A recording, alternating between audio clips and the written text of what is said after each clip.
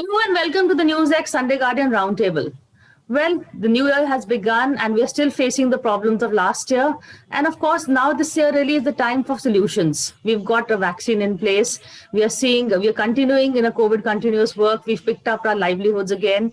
But the main engine that is going to spur those livelihoods is, of course, the budget. In fact, the first task before the government, before the parliament, when it reconvenes, is going to be, of course, the budget session. What kind of a budget do we need? What kind of a budget will the government bring? Of course, we all know the basics that we need something to spur demand to get the economy going again. But does the government actually agree with this? Because this has been something that we've been saying for the last 8 months. There have been stimulus packages, which we've discussed on this show also. They haven't really met the target of what needs to be done.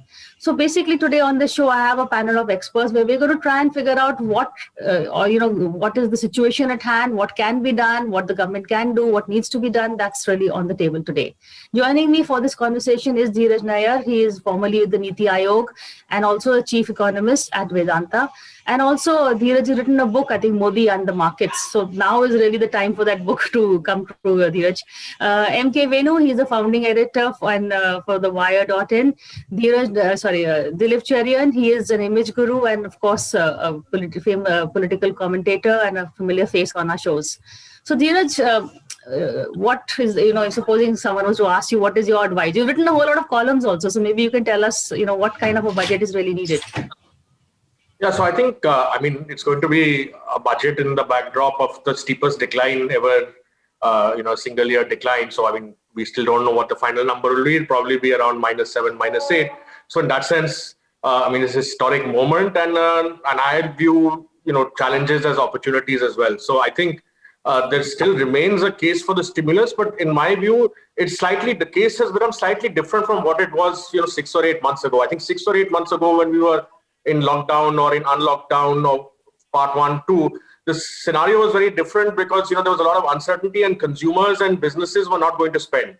So at that point, the only option was for the government to spend more and put money into the economy. I think now what we've seen in the last 3-4 months is a recovery of that sentiment because in India, for whatever reason, we've managed the COVID cases, by design or by luck or whatever it is, it's not gone up in that way. In fact, it's declined and now the vaccinations are on the way. So the scenario is such that there is a revival in sentiment with individuals and the private sector. So my view of a stimulus now, I still think it's needed, is that you need to incentivize consumers and you need to incentivize investors. It's not the time now for the government to start spending on big projects because government spending kicks in very slowly. The projects take a long time, processes, permissions, the rollout takes very long. So right now, the government should focus on putting money into the hands of those who will spend it to spur the economy. Naturally, this will lead to a temptation to also take away some money because, revenue receipts and GST receipts and so on have gone up.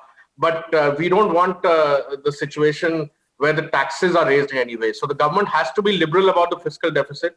But instead of spending more, it needs to, reduce the revenue burden, the tax burden on firms and individuals because they will buoy the economy from now on, not the government. So the fiscal deficit has to be let go. You cannot be, focused on a 3% number, 4% number. Now is not the time for it. In fact, it would be very useful if the government was to come up with a 5-year target or plan or roadmap for fiscal deficit, given the new circumstances, because the circumstances have completely changed in the last 1 year. Nothing that was on before matters now because the trajectory is entirely different. So my view is very clear. No additional taxation. In fact, reduce the tax burden, put cash into the hands of firms and individuals. That is the stimulus that is needed at this point. Still have some good news, no additional taxation. I think that's something we would all agree on. But how does, do you agree that the government cannot stimulate the demand? It's the private sector that needs to. Is that the way you see it also? While I agree with Dheeraj on government not being the one to do the spending, etc., and not even having the money, we need to take into account one additional factor. A lot of people, both in the organized and unorganized sector, have eaten up a large portion of their savings in this period. So we really need to give them something which makes their life easier. So while there may be a real reason why government will be anxious about not imposing taxes on various things, my thing is that they should be rolling back substantially so that people are able to, one, rebuild that confidence to spend, and two, rebuild some portion of the savings that they've had to eat into during this 1 year period. That's one. The second thing is that I think that companies need to be encouraged to spend, but please again understand that companies spend will go into the hands of a limited kind of organized sector. You need to find other spaces which can also trigger much greater incentives for people to turn into entrepreneurs, to start up small things. You need to, an opportunity like this does not come around too often.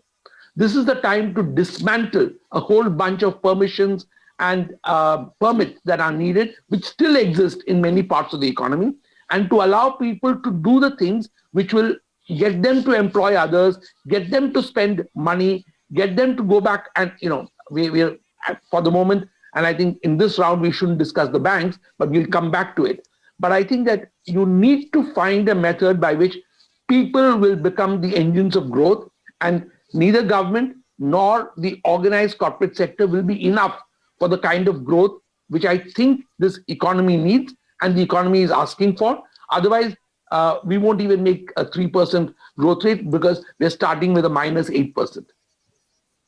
That is true. In fact, Venu, it is said that Modi is more of a reformer than a liberalizer. But maybe now we need some liberalization, as Dilip is saying. Get rid of the checks and balances. Make it easier to do business again. He keeps saying ease of doing business. Maybe now's the time for that to happen.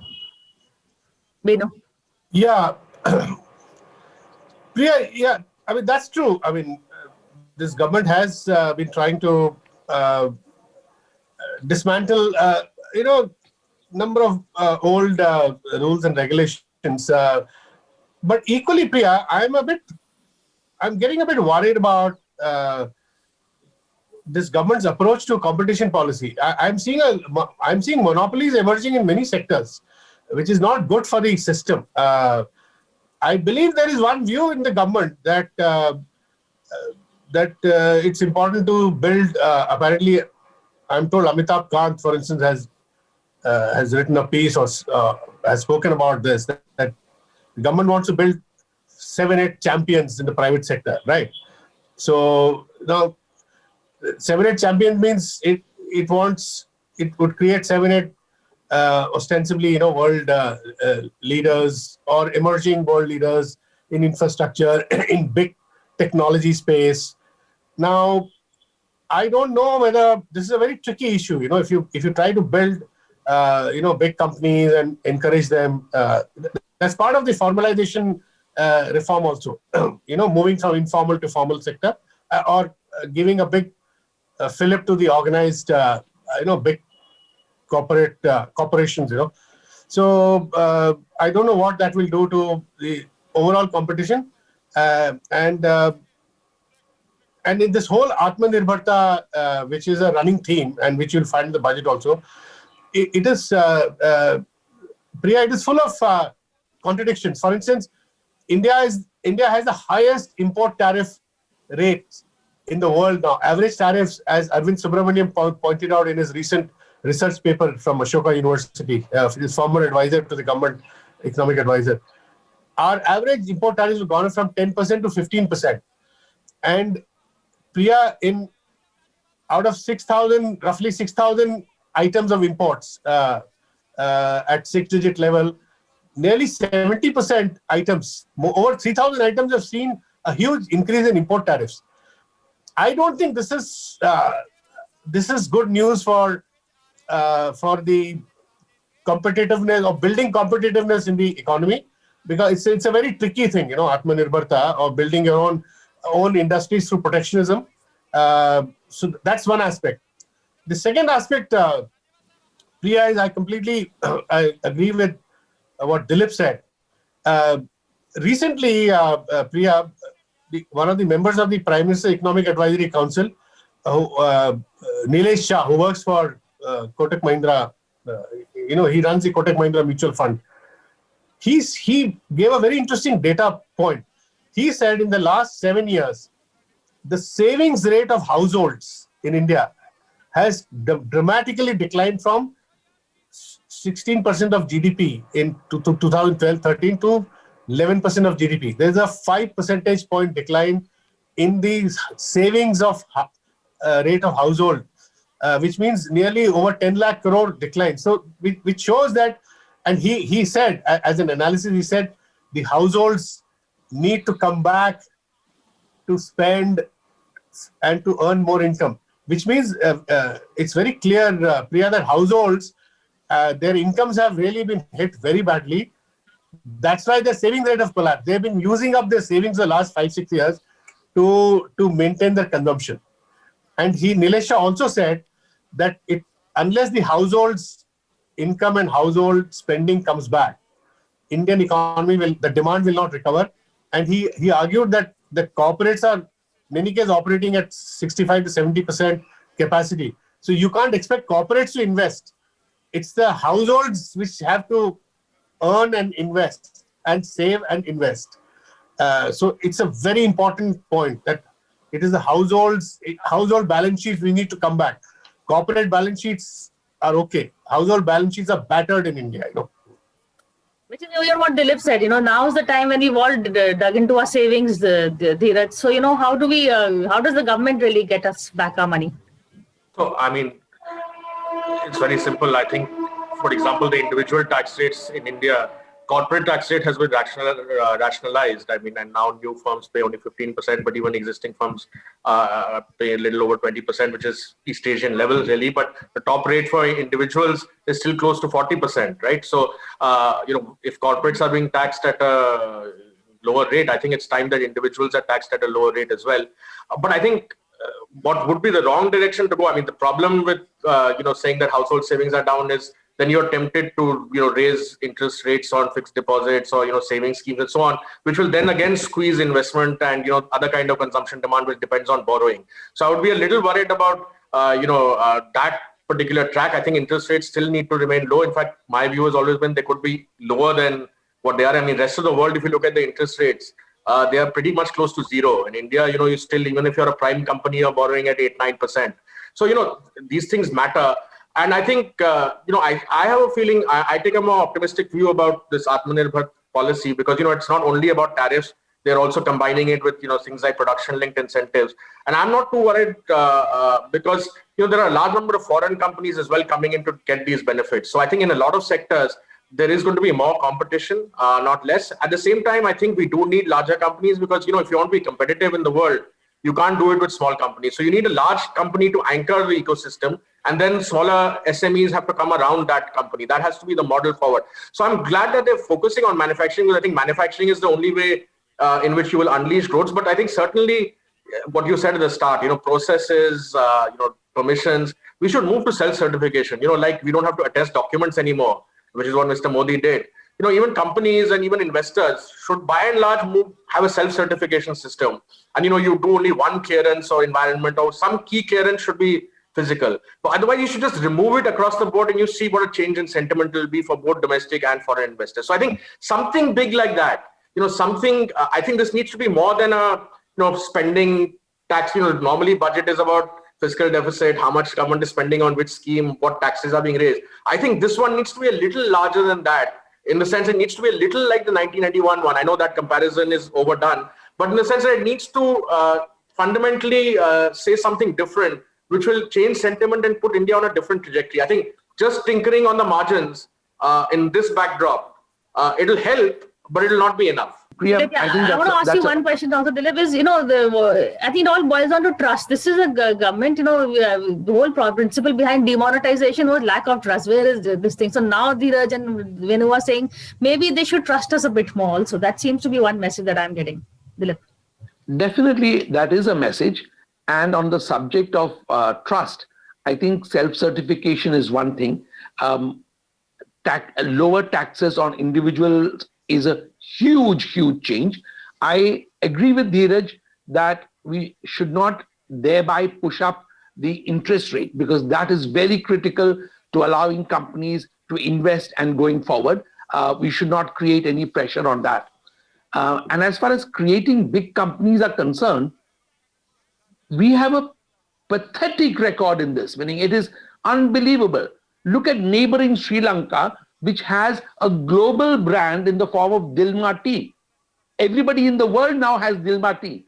There isn't a single brand from India which has Atmanirbhar or otherwise gone out and created that kind of a global presence for itself in any market. I think instead of worrying about creating these mega companies and mega manufacturing, which by the way, I think is a bit overrated given the way the world is going.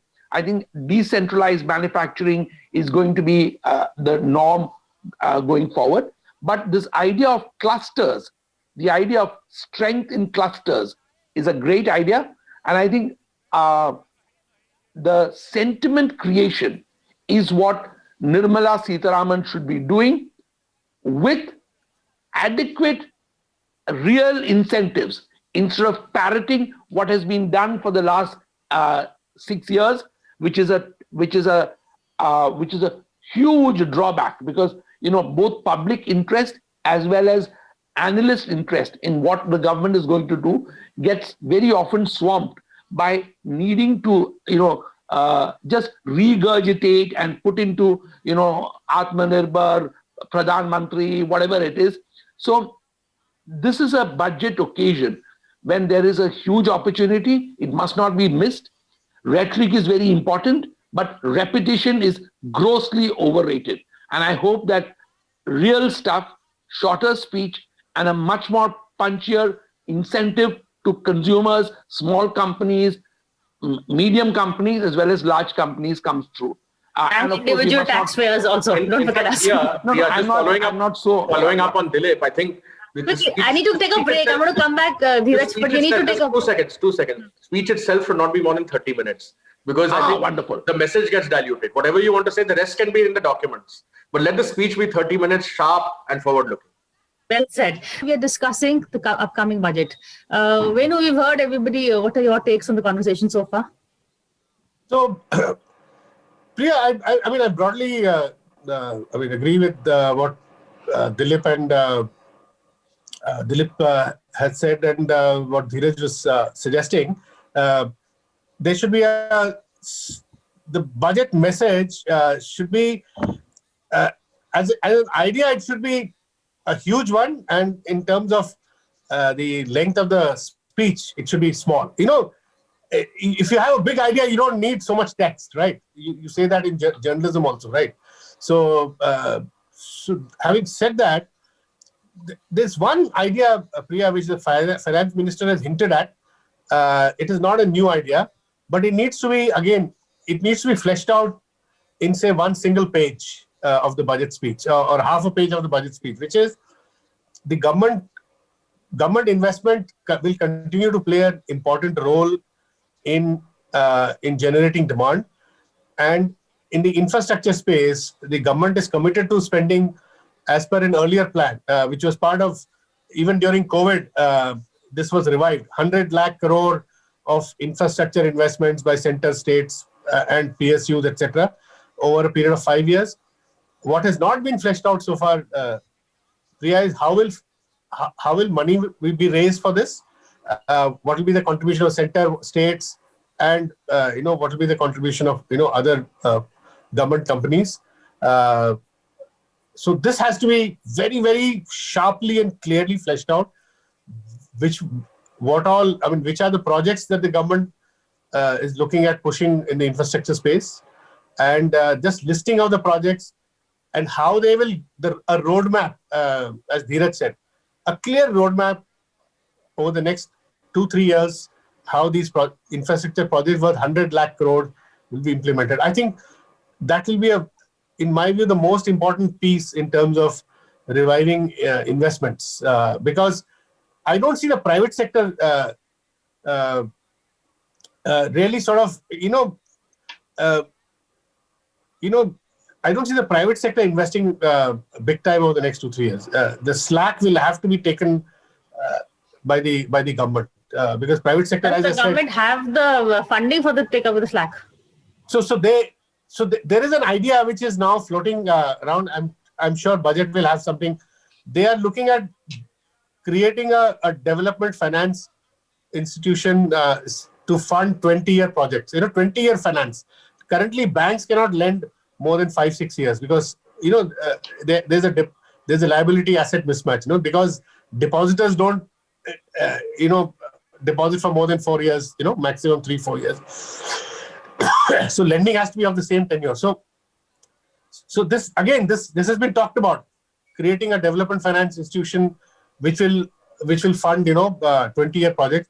Now this development finance institution will get good support from the government, and it will also raise global money because global money is very cheap today. That is a key idea, that if you can raise money globally today, everybody is raising, right? In fact, it is being said that if you don't raise money now to fund projects, this is for the governments and for private sector, you can't do it ever. Money is so cheap. So I want to see how the government actually creatively uses this global, it's cheap money, and creates an institution which will generate enough funds to fund 20-year infrastructure projects. Actually, wouldn't the Chidambaram also have some special purpose like SPV to try and do this, Dheeraj? And also the whole idea of disinvesting was to raise money for special infrastructure projects. Yes, and I think one possible way, it's again not a new idea, it's been around, is for example to create the Singapore kind of model, the Temasek model, in which you consolidate the shareholding of all your PSUs into a holding company, and then that company on the back of those assets can raise money 2 times, 3 times, 4 times from overseas. As Venu was saying, money is very cheap. So I think the question is not so much where will the government get the money? The money is floating around. I mean, Venu is right. This is the time when the money globally, liquidity is ample. It's at the lowest cost. It's a question of being creative in getting that money, right? And getting hold of that money and putting it on the ground. So I think a development finance institution is a good idea. If you remember, these IDBIs, ICICIs and IFCIs were originally started with that in mind, and then they became banks. But banks are not very good, as Venu said, to fund long-term projects. So you need this, and I think there are creative ways. And so you can that would actually speed up disinvestment as well. If you were to put all the shareholding into this holding company, let it be professionally run. We have plenty of good managers, and they can also divest when necessary. And the management of PSUs will also then become accountable to this fund.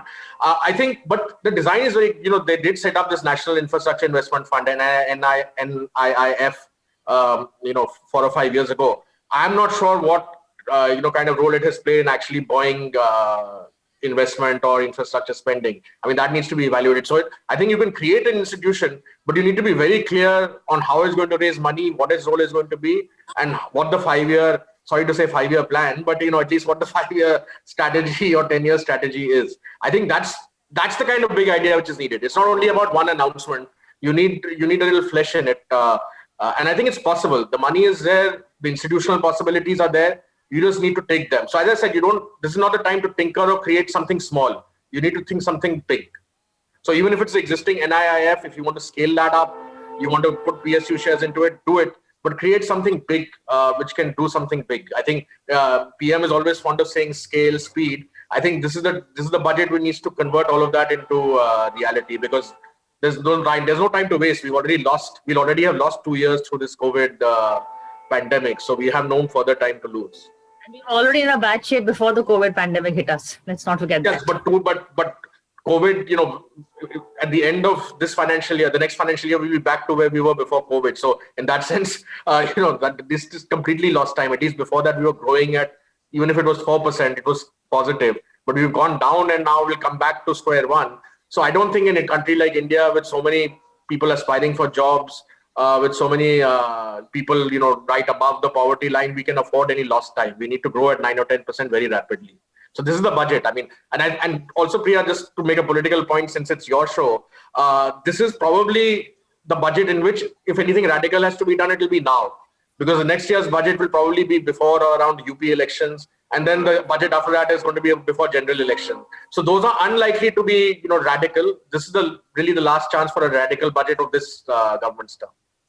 So, Dilip, you're the image maker here. Does the government have the right image to do something radical, or you think it will, so far I have not seen anything really out of the box apart from moves like demonetization. That is the only good sign, that so far you've not seen anything good. So hopefully there is something still in their kitty which they can unearth in time for the budget. 1. 2, I think that radical ideas, big ideas, this is the time. 3, as far as institution is concerned, fantastic idea, as long as the government does not put so many checks and balances that it immobilizes it from the day one. Saying, because after all, we've seen how great institutions have withered away. But the time is now to do these big things. And in a sense, I would say that government should focus on infrastructure which enables companies to perform better, to carry goods cheaper, to get energy cheaper, to do all the things that actually allow them to produce at global scale wherever they may be. So I think that what you need is a different kind of looking at infrastructure, looking at lending, looking at institutional support for those things. And the idea that you can fund it out of PSU disinvestment is impossible, because nobody has faith, and most of those huge corporations are actually not worth the money that we assign to it, because when companies look at taking them over, there's a whole bunch of problems which they don't want to, so you're not going to get those funds. You need to use global funds, you need to deploy them within the calendar year, and you need to make sure that there is enough in the kitty for the next 10-year plan. And there's no point now planning for 5 years. But Dheeraj made an extremely political and valid point that next year's budget is going to be, having the shadow of UP over it, and the following year's budget will be just a pre-election budget. So I wish that this budget has the gonads to actually take the problem, recognize it. We've discussed on your program several times, and Venu has mentioned it also, that recognize that there is a steep and huge decline facing us. Make sure that we can pull out of it substantially, but leave enough hope that more will come if it's not necessary, and adequate measurement rather than not facing the facts. Thank you so much. The budget for the people, I think, not for the politicians, not against the people, but something I think at these times of gloom will bring some cheer back to everybody's faces. But that's it for now. Thank you all for joining me in this conversation, and also all of you for watching this show. Thank you.